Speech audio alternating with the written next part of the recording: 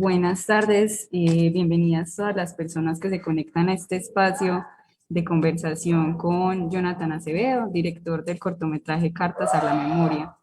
Este cortometraje se realizó con apoyo del Museo Casa de la Memoria, la Universidad de Antioquia, y contó con la participación de Nicolás Mejía en la dirección y en la dirección de fotografía, en el sonido con David Renchi, en la edición y montaje con Marcela Patiño y en la producción de Daniela Quintero.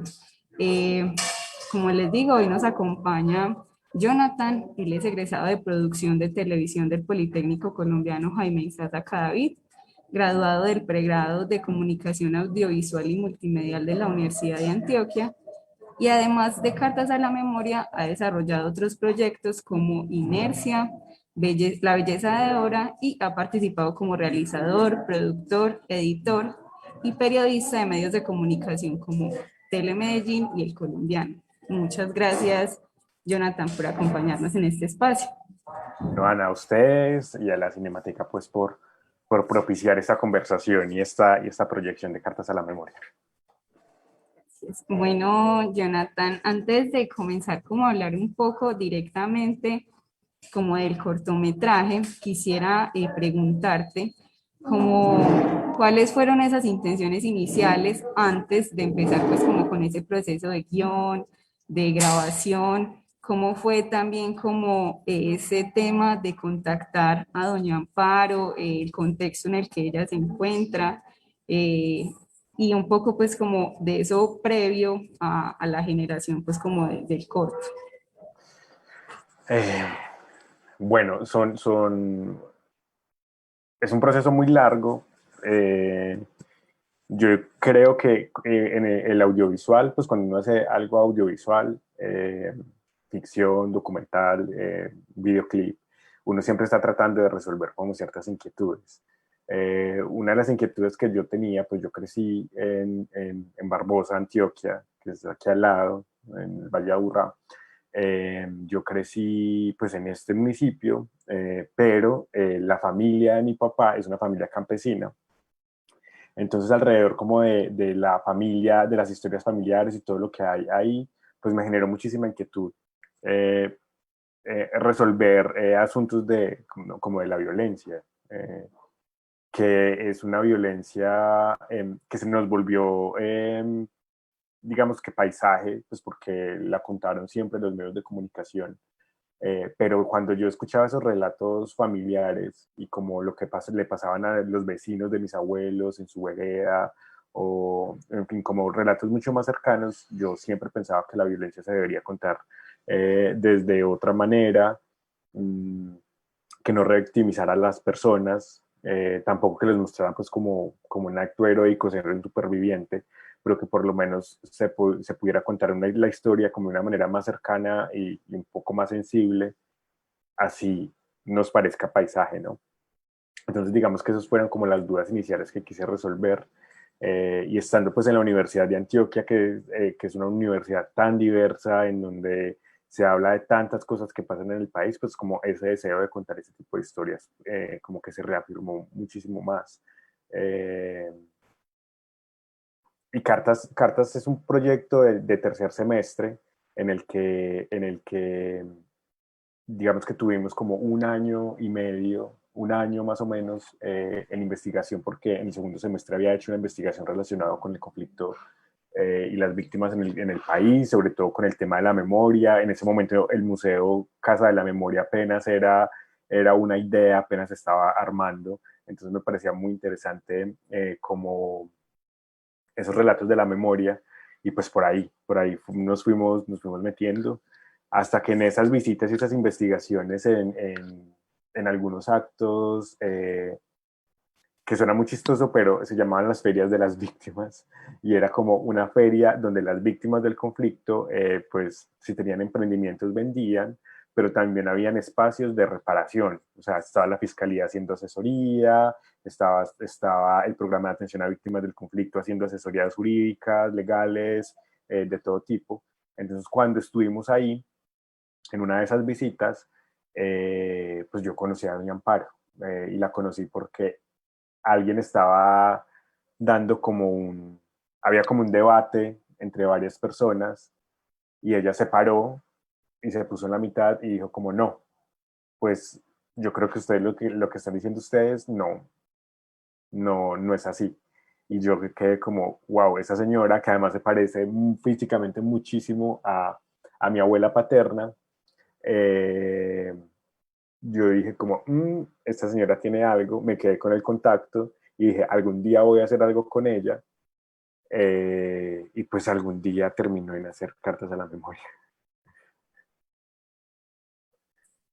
Muy interesante y bueno, ahí yo quiero como pasar ahora sí todo ese proceso pues previo, pero ahora con un poco todo ese proceso del guión, pues aunque digamos este cortometraje está más en en una línea de documental en donde pues ella cuenta un poco su historia, pero cómo fue como ese proceso de escribir el guión, cómo fue, bueno, inicialmente se cuenta pues como que ella escribe cartas constantemente a su nieto, pero entonces la escritura específicamente de esta carta, por ejemplo, la hizo ella durante la grabación o ella ya la tenía, y cómo fue como ese proceso de escribir el guión alrededor de lo que ella iba escribiendo. El guión, sí. Yo creo que hay una cosa muy importante, no sé si hay alguien que apenas está haciendo audiovisual o está interesado, y es que el documental no es esperar con la cámara a que pase algo. El documental también requiere pues como un trabajo creativo, eh, desde la investigación, desde la dirección, eh, en donde uno puede enfocar pues como los objetivos o la visión que tiene del mundo. Entonces, la construcción de la historia siempre empezó a partir de supuestos. Entonces, como teníamos este año en el que ya habíamos conocido cuáles eran los procesos de las víctimas del conflicto en el país, pues basándonos en esas experiencias que nosotros tuvimos o esas conversaciones que tuvimos con otras víctimas diferentes a Doña Amparo, pues empezamos a conocer que habían como unas particularidades, y no particularidades en las personas, porque bueno, cada víctima con su historia, con su carga histórica, pues es muy diferente una a la otra, pues porque son personas, y somos personas pues como cada uno en su universo, pero sí habían unas actividades muy puntuales que una persona relacionada con el conflicto hace que nosotros no hacemos. Entonces, como visitar a la fiscalía o acceder a programas de atención a víctimas, y eso hacía Doña Amparo, y eso hacen muchas víctimas en este país. Entonces, como tener ese conocimiento nos permitió hacer un documental supuesto. Entonces, escribimos un documental imaginario en donde sabíamos más o menos cuáles eran los bloques que íbamos a encontrar en ese documental imaginario, y basados en eso construimos el perfil de la persona que nos gustaría que hiciera parte del documental, que fuera la protagonista del documental. Y pues por supuesto se me vino a la cabeza Doña Amparo. Y el asunto de la escritura es que uno de los trabajos de apoyo a las personas víctimas del conflicto en Colombia es la escritura. Entonces ellos hacen muchísimos talleres de escritura. Ellos han escrito libros en colectivo, o sea, la profesora y la periodista Patricia Nieto, que también era profesora, o es profesora de la Universidad de Antioquia, tiene un par de libros en donde trabajó con las víctimas esa parte de la escritura, en donde hay muchísimos relatos. Entonces sabíamos que las personas víctimas del conflicto pues tenían esa capacidad de escritura, y ya con la idea que nosotros teníamos de la construcción del documental, pues podríamos dirigir esa escritura al objetivo que nosotros teníamos, y así se convirtió, eh, o así se hizo la carta. La carta es un poco la recolección de las conversaciones que teníamos Nicolás, Doña Amparo y yo durante muchos meses, y basados en esas conversaciones, nosotros hicimos una especie de estructura, y ya y la dejamos a ella que escribiera. Eh, Y es una cosa muy importante porque la gente cree que desde el documental uno no puede como tener ese control, por decirlo así, que no es control, pero como esa influencia sobre los personajes, pero realmente si uno tiene pues como un trabajo profundo con ellos y ellos saben además cuáles son tus intenciones como director y cuáles son las intenciones que hay en la producción, pues ellos van diciendo si se quiere meter por esos objetivos o como pasó con Doña Amparo, que en algún momento nos dice, no, pues y esto lo cuenta como una anécdota, Doña Amparo estaba protegida, nosotros no podíamos visitar su casa, entonces nosotros construimos toda la historia sabiendo que teníamos un problema y era que nunca íbamos a conocer su casa.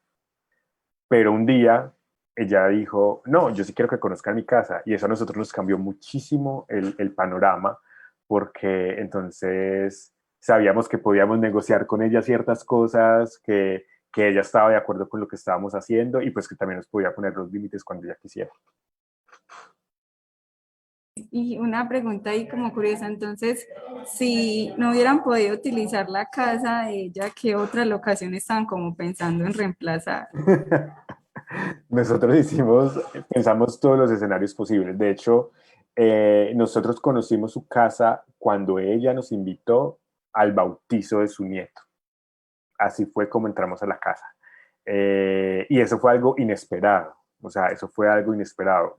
No tengo, digamos que tan presente qué lugares iban a ser reemplazados, pero sí lo que nosotros sabemos o lo que más recuerdo de este proceso era que nosotros a Doña Amparo la habíamos pensado siempre en la ciudad, caminando por la ciudad, como la hostilidad de la ciudad, además que ella está contando siempre un relato de lo rural, que ella vivía en el campo, que ya estaba con su esposo en un pueblo, que pasó eso, que pasó lo otro.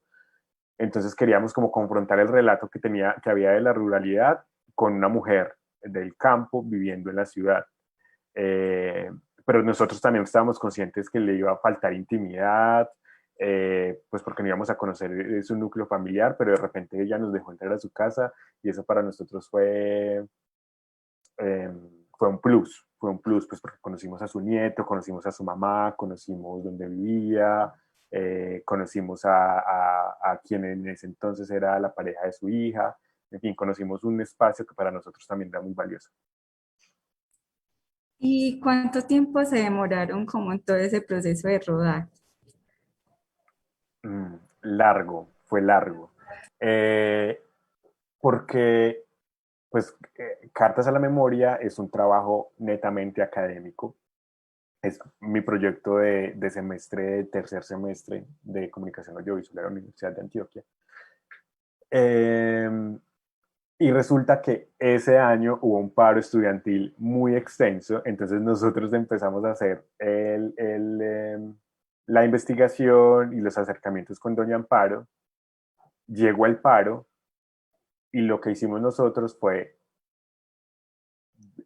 como dejar en stop los tiempos de rodaje, pero siempre seguíamos con ella. Entonces yo creo que fue un trabajo más o menos de un año y medio, más o menos, entre investigación, creación del guión y las conversaciones con ella. O sea, yo creo que nosotros tuvimos horas y horas y horas de conversación con Doña Amparo que quedaban grabadas y que eso nos ayudó a conocerla mucho más a profundidad, a que ella se familiarizara con las cámaras. O sea, aprovechamos ese tiempo del paro y de no estar en la universidad, lo aprovechamos para tener una cita semanal con ella. Entonces, semanalmente, los miércoles o los sábados, nos íbamos con ella para la biblioteca de la universidad, o nos íbamos con ella para el jardín botánico, o algún lugar en el centro, o teníamos algún plan, pero siempre estábamos conversando e incluso hicimos algo que no es tan usual en el documental, es que tuvimos la posibilidad de hacer prueba de cámara porque queríamos ver hasta dónde ella podía aguantar con las cámaras. Entonces empezamos a hacer conversaciones con la cámara prendida y hacer conversaciones con la cámara súper cerca a su cara, en fin. Eh, Ese tiempo nos permitió muchísimo experimentar también desde lo audiovisual cómo queríamos que se viera el documental.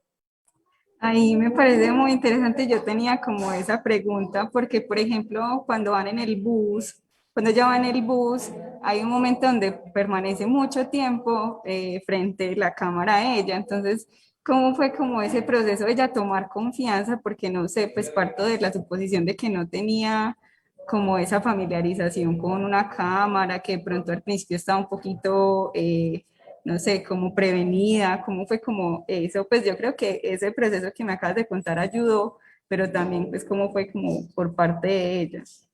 Hay una cosa y es que doña Amparo era una persona sumamente divertida, entonces ese proceso lo vimos como con mucho humor, porque en esas pruebas a veces ella sentía la cámara muy cerquita y le daban ataques de risa y ella decía como no, no, no, espera que tengo la cámara muy cerca. Y claro, y se asustaba y se ponía nerviosa y a veces no sabía cómo mirar, no sabía cómo actuar, pero de repente cuando empezábamos a revisar material y cosas, veíamos que estaba súper, súper cómoda. Y yo creo que ese proceso fue por todo el tiempo que estuvimos ahí acompañándola. Bueno, a mí hay algo que me sorprende un poco y es que este cortometraje es un proyecto de un tercer semestre, pero yo estoy pues como por acá revisando como algunos de los premios y está, por ejemplo, el 24º Festival Internacional de Cine de Viña del Mar de Chile y fue como el ganador a mejor cortometraje de escuelas de cine latinoamericano. También tuvo mención de honor en el Festival de Cine de Pasto como mejor documental corto. eh, Varios, otro también que se llama sección. Hay uno pues hay varios que tengo como una duda y es, por ejemplo, este que dice sección oficial festival, otro también dice selección oficial. ¿Qué quiere decir eso? Y antes de eso, ¿en dónde se estrenó este cortometraje? Listo. El cortometraje se estrenó en el MAM. Eh, la Universidad de Antioquia es un lugar maravilloso. Yo nunca dejo de hablar maravillas de la universidad. Y ese tercer semestre en particular que teníamos profesores increíbles. Eh, quienes, quienes les gusta el audiovisual o están interesados en eso. O sea, teníamos una profesora como Marta Encapié, que es una persona con una trayectoria súper amplia en el documental, Ernesto Correa, que es un investigador y que era quien dirigía el semestre, y una persona que para mí es como una inspiración y es un maestro que ya no está y como que es un referente en el documental, que es Alejandro Koch. Y ellos se encargaron de hacer un semestre tan poderoso que una de las condiciones que teníamos era que nuestros cortos de tercer semestre, nuestros proyectos se tenían que estrenar a lo grande. Y el estreno fue en el MAM. Encontramos ese espacio en el Museo de Arte Moderno y ahí en la nave del museo estrenamos los documentales. Y pues en ese proceso académico también, que para nosotros todo era una novedad, también como uno de los compromisos era intenta mandar tu documental a los festivales. Y empezamos a mandar el documental a los festivales en compañía de Ana María Bedoya, Ramírez, perdón, que era la productora de un documental muy bonito que se llama Mudrúa. Y empezamos pues, como un camino juntos a recorrer un montón de festivales que al menos yo no me imaginaba llegar. O sea, llegamos al Festival Internacional. Ahora a lo que te refieres a las selecciones oficiales, y las selecciones oficiales era que nuestros cortometrajes eran seleccionados de manera oficial como si fuera una película a la lista de los participantes de ciertos festivales de cine en diferentes partes del mundo. Entonces, Cartas llegó al Festival Internacional de Cine de Derechos Humanos en Buenos Aires, al FIXI en Cartagena, que es uno de los más importantes del mundo. Uno cree que porque está en Cartagena no es como algo importante, pero el FIXI es un lugar donde se reúnen los mejores directores de cine del mundo, y como que haber sido parte de eso también me parece muy valioso. El documental se proyectó en Alemania, en España, en Irlanda, y todo eso fue parte de un proceso académico que nos enseñó muchísimo cómo un proyecto que empieza desde una idea que puede parecer muy pequeña, de un estudiante, de un grupo de estudiantes, se puede convertir como en un proyecto como reconocido mundialmente.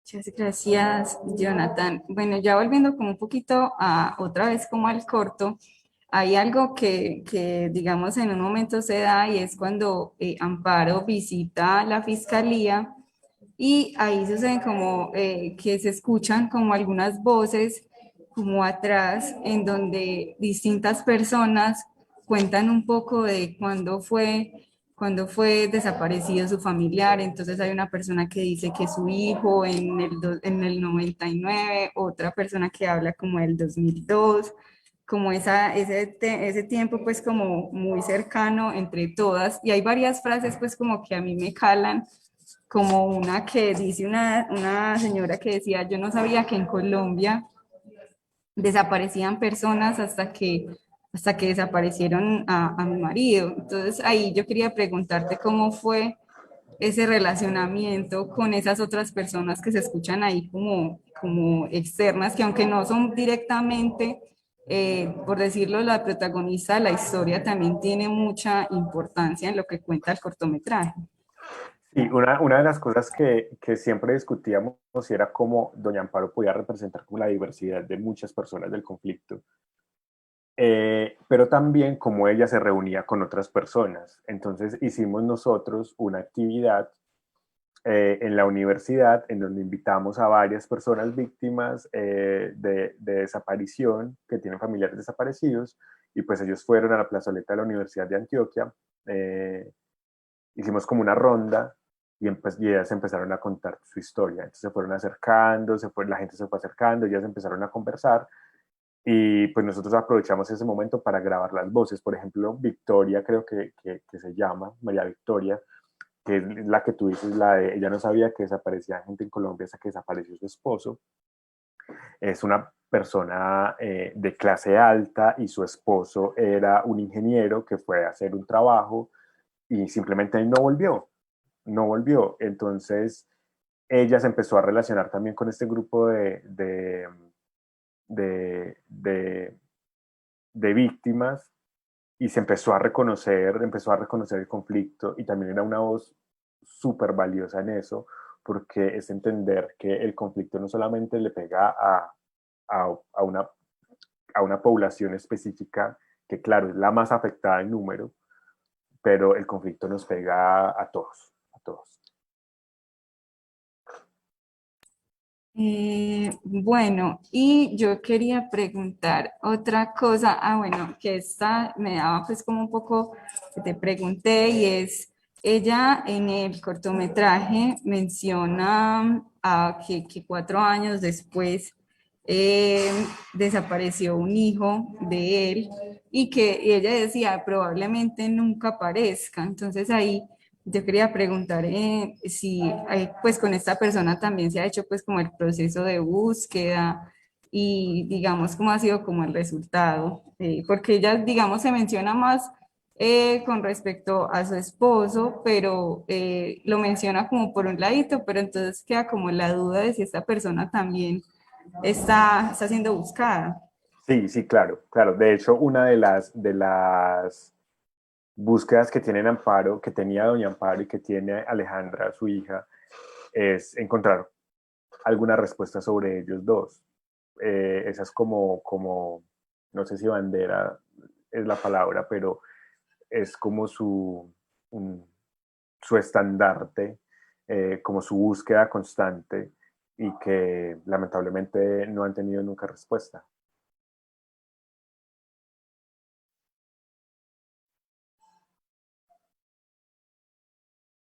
Qué pena, casi no enciende el micrófono. Eh, Otra cosa es Amparo, que dijo cuando vio el cortometraje. ¿Cuál fue su reacción? Amparo vio el cortometraje antes que cualquier otra persona. Eh, Amparo vio el cortometraje, pues primero lo vimos en la universidad, a puerta cerrada, en donde lo proyectábamos y nuestros compañeros nos hacían como, eh, nos daban un feedback, nos daban sus opiniones, Y ya después cuando quedó como nosotros queríamos que quedara o como creíamos que estaba bien, porque a veces uno lo ve y lo quiere cambiar las cosas, pero como creíamos que estaba bien en ese momento, se lo mostramos a doña Amparo, porque aunque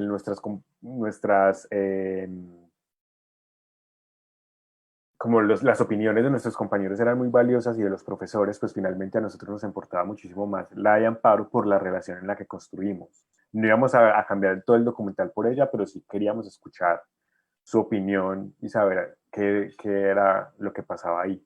Y pues cuando lo vio, ella se emocionó muchísimo, eh, porque no se imaginó que le iban a retratar su vida, eh, porque se sintió satisfecha con lo que vio y porque ella creyó que fue un acercamiento muy, muy respetuoso de nuestra parte.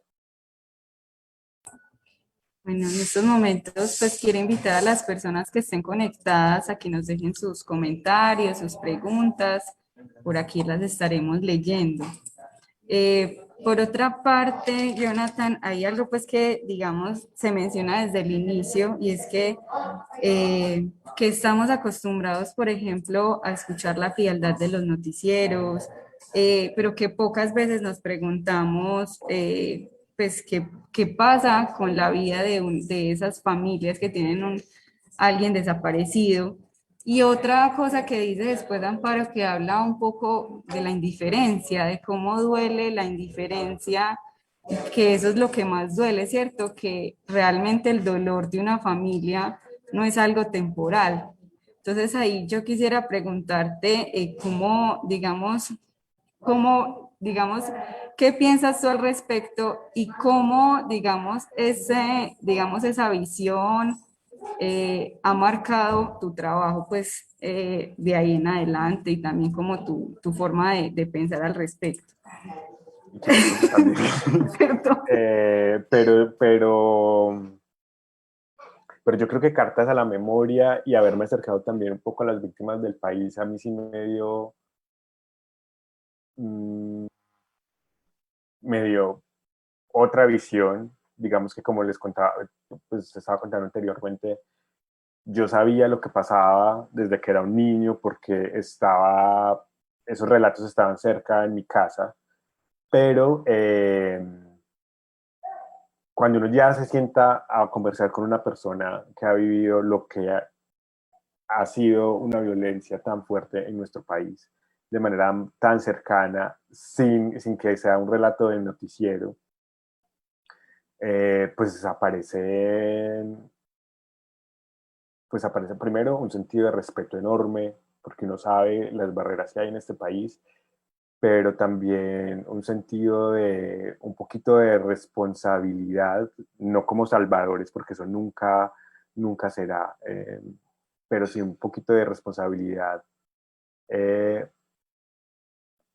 para cuando uno se enfrenta con conversaciones que pueden ser un poquito malintencionadas alrededor del tema, pues tener un poquito más de poder quizá, de decirle a los otros como, oye, creo que las cosas no van por ahí. Empatía creo que es la palabra más precisa. Eso me ayuda a ser un poco más empático, pero además a ser un poco más, no sé, como observador cuando una persona quizá tiene algún comentario que debería replantear.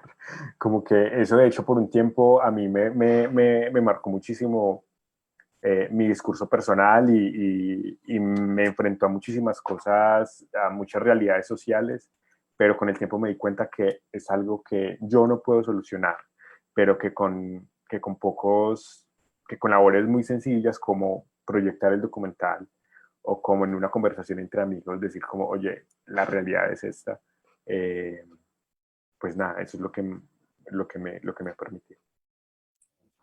Tal es que yo creo que hablar de este tema es muy difícil y más porque hay cosas que, digamos, uno desde el conocimiento nombra mal o no tiene conciencia de muchas cosas alrededor. Pero yo creo que pues que el hecho de visibilizarlas ya está generando un cambio, pues no específicamente un cambio, pero al menos queda algo de pronto en las personas que ven el documental. Bueno, este documental tiene ya más o menos 9 años, ha pasado Ujú. bastante desde que se estrenó. Yo quisiera preguntarte, pues, si se puede, qué pasó con el caso de Doña Amparo, si ella logró encontrar el cuerpo de estas dos personas y qué fue como de ella. Bueno, eh, ¿qué pasó? A doña Amparo le pasó lo que le pasa a miles de familias en Colombia, y fue que ella nunca obtuvo respuesta. Y me parece que es un ejemplo.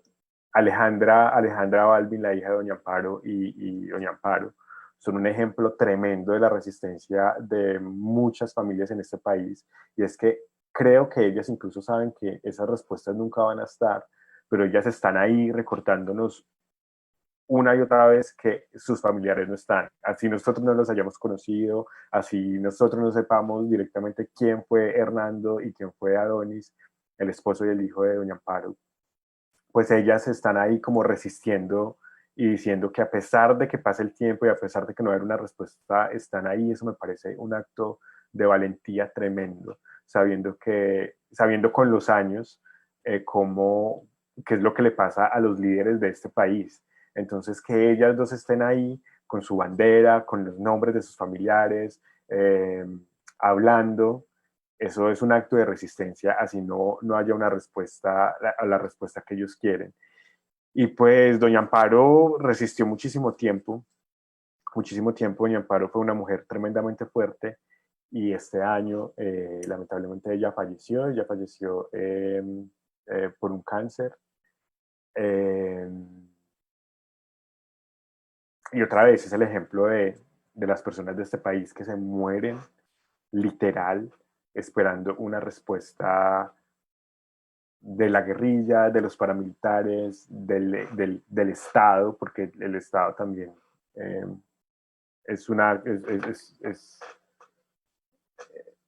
tiene un papel muy importante acá, y pues no hay una respuesta. Entonces, nuevamente, doña Amparo es un ejemplo, lamentablemente, de las personas que se mueren en este país y nunca saben qué ocurrió con su familia, y nunca tienen la verdad que buscan por tantos años.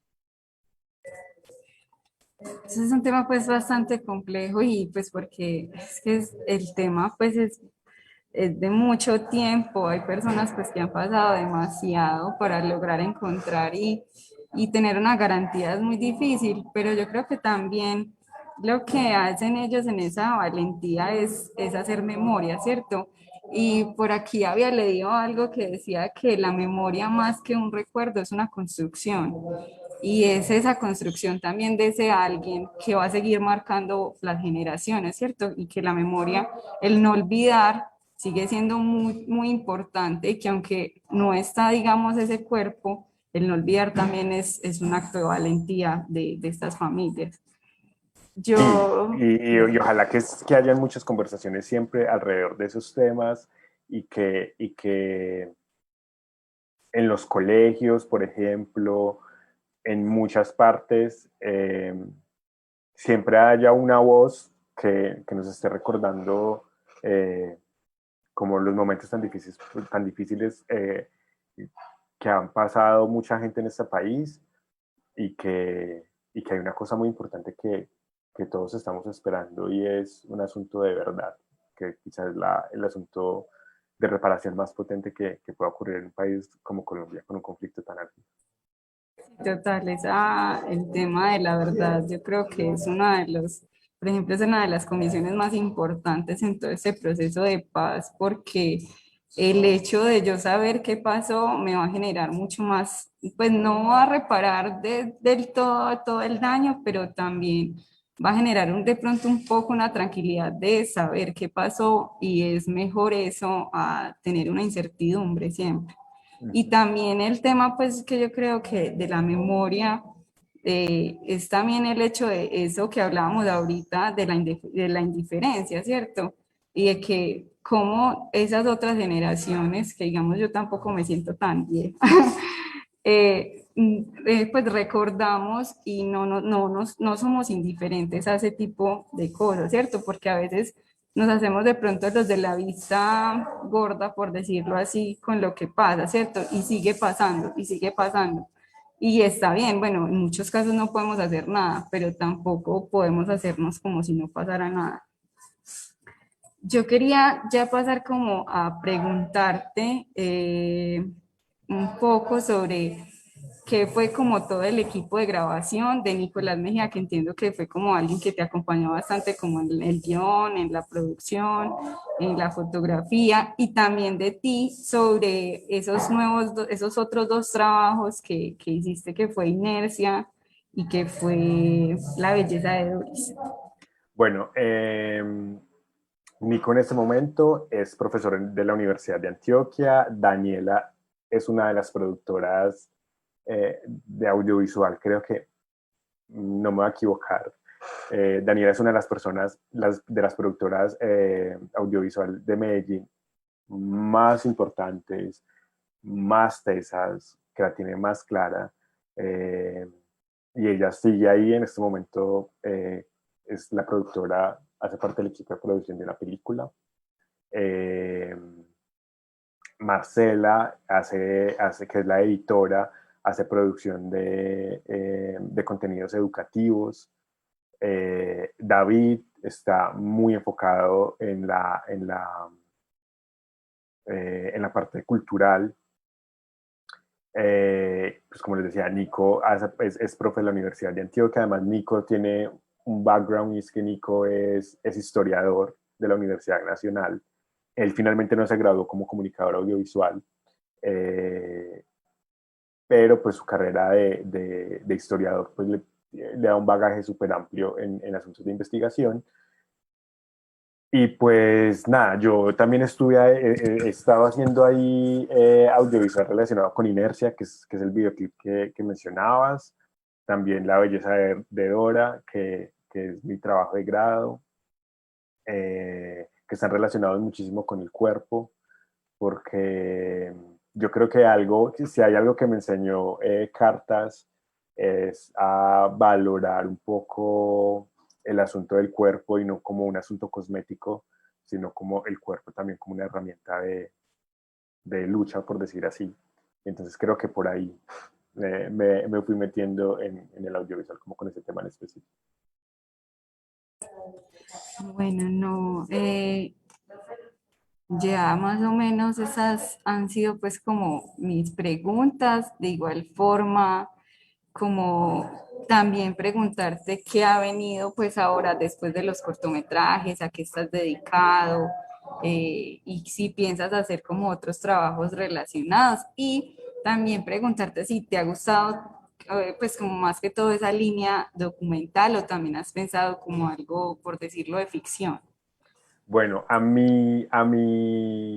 digamos que una de mis motivaciones más grandes cuando yo empecé a estudiar audiovisual era la ficción, pero haber estado rodeado de profesores como Alejandro Koch, Ernesto, Marta, me cambiaron mi percepción y me mostraron qué tan amplio puede ser el documental, eh, y que el documental puede ser eh, eh, tan creativo, porque quizá la gente se va mucho por la ficción, porque lo ve como un asunto artístico y creativo, y que el documental también puede permitir eso, te permite ser tan creativo y artístico como tú quieras, como tú veas el mundo. Entonces yo me enamoré absurdamente del docu. Eh, y bueno, en el asunto laboral, pues yo he estado ligado a medios de comunicación como Telemedellín el Colombiano.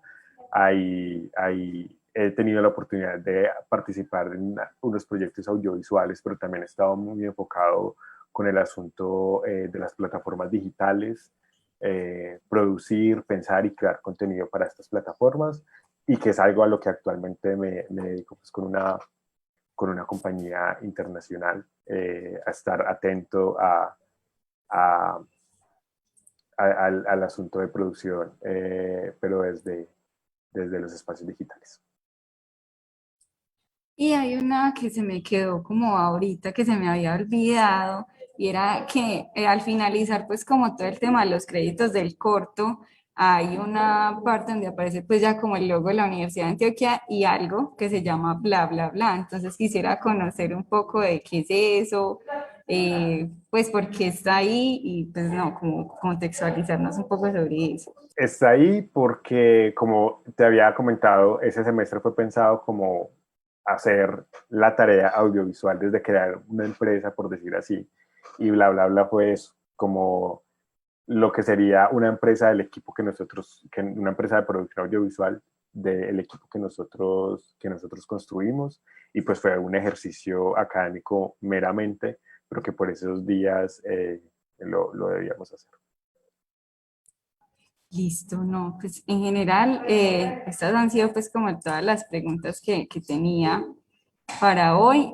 No he visto pues como muchas preguntas en el chat, entonces nada más pues como que agradecerte por el espacio. En general pues a mí este tema del conflicto me cala bastante, me gusta y me parece muy importante porque de igual forma también me siento muy desde el desconocimiento y el abarcarlo me parece que es una forma pues como de empezar a tomar un poco de eso que me falta. Y también pues espero que a las personas les haya gustado. Muchas gracias por conectarse. Muchas gracias a ti, Jonathan, por el espacio y les esperamos para que sigan viendo la programación de la Cinemateca y también de la Biblioteca Pública del Poblado y del Sistema de Bibliotecas Públicas de Medellín.